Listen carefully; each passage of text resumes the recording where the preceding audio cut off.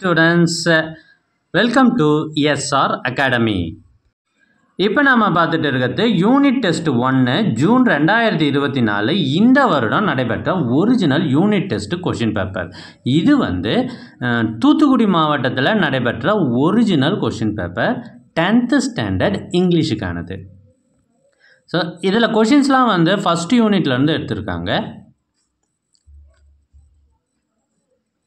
இதில் இருக்கிறது எல்லாமே மிக மிக முக்கியமான கொஷின்ஸ். அதனால் வீடியோவை ஸ்கிப் பண்ணாமல் கடைசி வரை பாருங்கள். உங்கள் மாவட்டத்தில் யூனிட் டெஸ்ட் நடக்குதா இல்லையா அப்படின்றத கமெண்ட் பண்ணுங்கள்.